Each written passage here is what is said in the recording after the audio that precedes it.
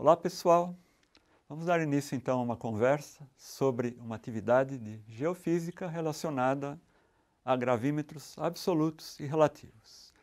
Gravímetros absolutos são aqueles que nos fornecem o valor da aceleração da gravidade diretamente.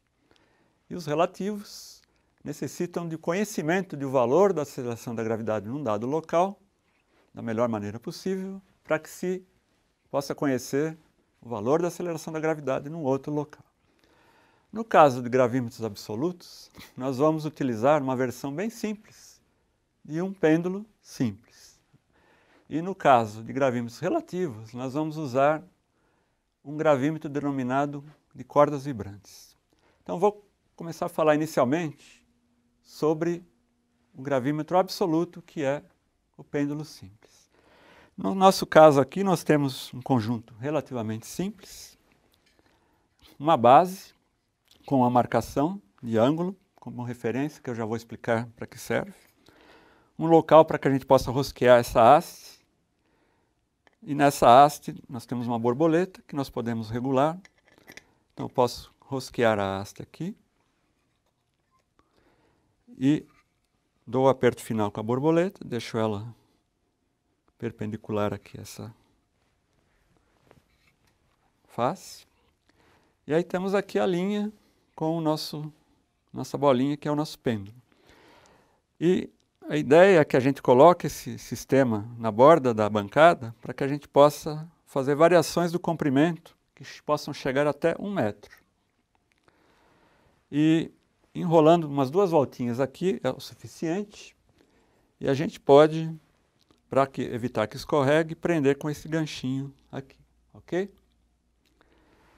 E essa marcaçãozinha que eu mencionei há pouco serve para que a gente tenha uma referência de não deixar esse deslocamento passar de 10 graus. Por quê?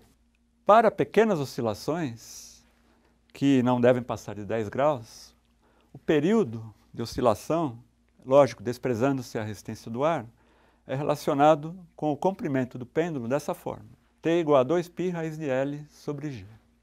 L é o comprimento, medido em relação aqui ao ponto de onde está preso, né? G é a aceleração da gravidade que nos interessa. Então a ideia é que a gente tente fazer um gráfico e linearizar esse gráfico para obter o valor da aceleração da gravidade. Como é que a gente poderia linearizar aquela equação? Eu noto que se nós elevarmos ao quadrado aquilo, nós teremos T ao quadrado igual a 4π² L sobre G. Então, se fizermos um gráfico de T² em função de L, nós teríamos uma reta que passa pela origem, cujo coeficiente angular é 4π² sobre G. Então, as medidas que temos que tomar aqui, simplesmente são variação do comprimento, desde 1 metro até 10 centímetros, mais ou menos de 10 em 10 centímetros, e para cada comprimento, que a gente pode medir com essa fita métrica que vocês terão em mãos, nós podemos medir o período utilizando o cronômetro que vocês terão também. A sugestão é, para que a gente não tenha muita incerteza na medida do tempo, que em vez de tentar medir uma única oscilação, vocês meçam 10 oscilações completas para cada comprimento e dividam o valor por 10 para termos o valor do período que nos interessa. Então nós teremos a tabela período em função do comprimento, podemos fazer o gráfico. T² em função de L e linearizando a partir do coeficiente angular, a gente obtém o valor de G. Ok? Então a atividade é relativamente simples e de um gráfico com cálculo do coeficiente angular, a gente obtém o valor de G. Então esse seria o caso do nosso gravímetro absoluto. E eu passo agora a falar um pouquinho sobre o gravímetro relativo, que é de cordas vibrantes. Muito bem. Então, com respeito ao gravímetro relativo, nós vamos nos basear num fato de que, ao se produzir uma perturbação em um dado ponto de uma corda de comprimento L, fixa nos 2 extremos, nós vamos observar que essa perturbação se propaga até as extremidades e é refletida, formando o que a gente chama de onda estacionária, e teremos, nesse caso, uma condição de ressonância. Então, aqui numa figura, a gente mostra essa situação, mostrando também a formação dos harmônicos. Então vocês veem ali um harmônico com um ventre, com 2 ventres, 3 ventres, 4 ventres, ok? E a gente pode equacionar isso, voltando lá, né, mostrando que eu tenho múltiplos de lambda sobre 2 igual ao comprimento. Com isso a gente chega naquela relação que relaciona a frequência com comprimento e com velocidade de propagação da onda na corda. E a velocidade, em particular, é dada pela raiz quadrada da força com que a gente está tracionando a corda, dividida pela densidade linear dessa corda. Então, como a gente traduz aquela relação? Com esse equipamento também relativamente simples. Uma corda e essa bolinha, que é a chamada bolinha maluca, que muitos de vocês devem conhecer, que é aquela que, ao ser ligada, começa a pular quando jogada no chão, e algumas até tem uma musiquinha. No caso, essa tinha também e foi retirada, ok? Então, um extremo fixo vai ser essa pontinha aqui, e o outro extremo fixo vai ser esses meus dedos que estão fixando aqui, ó, tá? E a tração na corda vai ser a aceleração da gravidade, a força da gravidade. E é daí que a gente consegue a informação para determinar a aceleração da gravidade num dado local, ok? Então eu vou ligar para vocês verem. Eu vou tentar formar aqui, por exemplo, 2 ventres.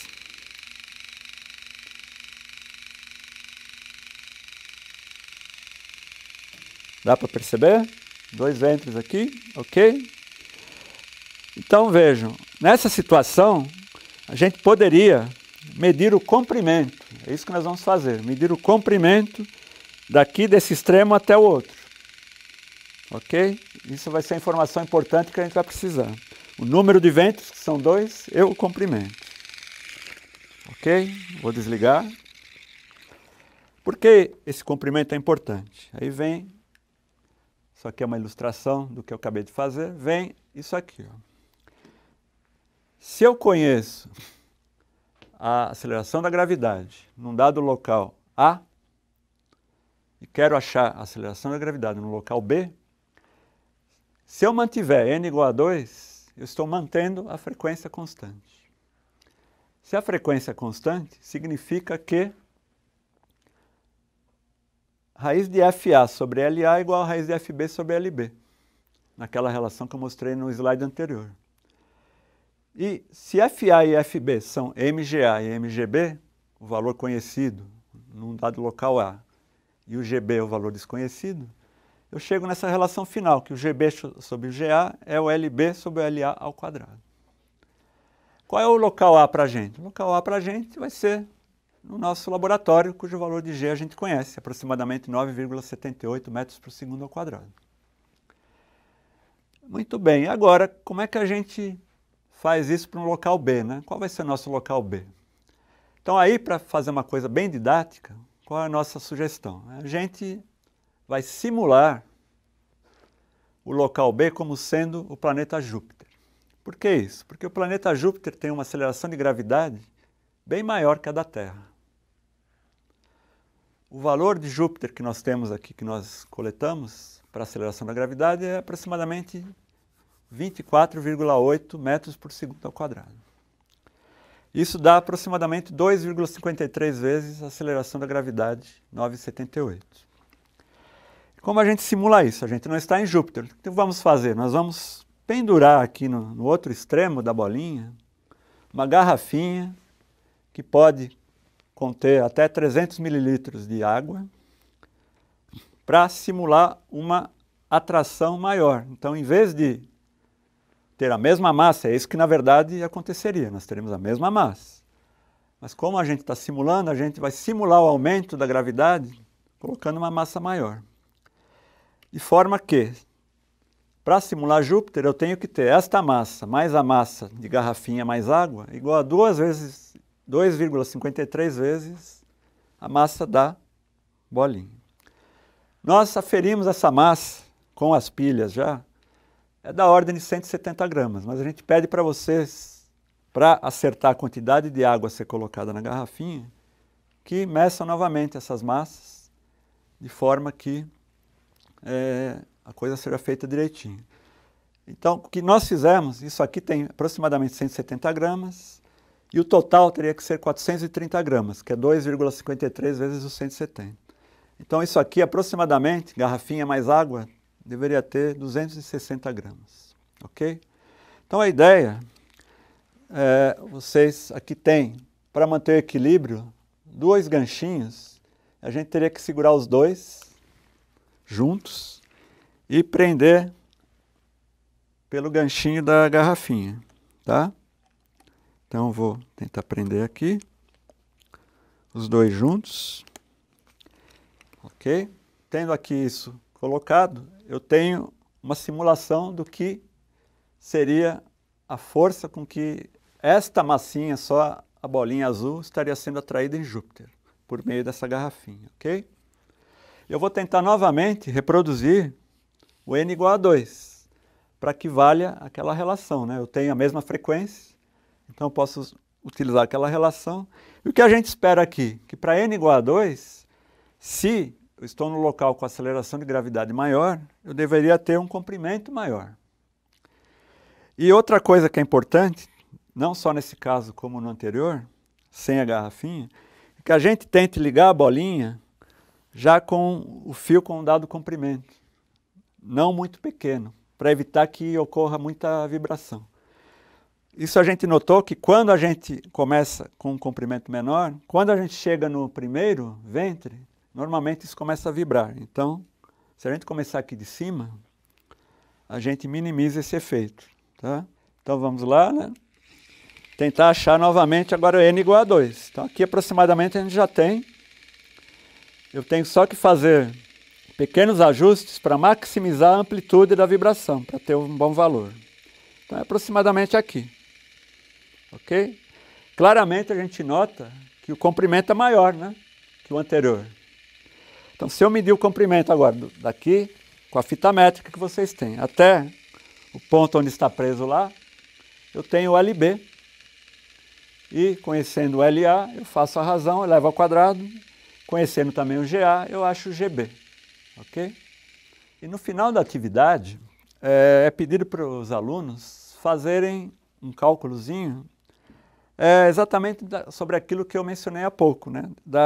Desse aumento de massa, tentar calcular, né, quanto vale isso aqui. O valor obtido a gente espera que seja próximo a 24,79. Lógico que existem incertezas, né? A incerteza maior tem a ver com a definição aqui do comprimento para ter uma boa amplitude. Isso pode variar um pouquinho, é um pouco subjetivo, mas a gente espera obter o valor de G próximo a 24,79. E aí os alunos tentarem fazer aquele cálculo para mostrar que eles entenderam essa simulação, né?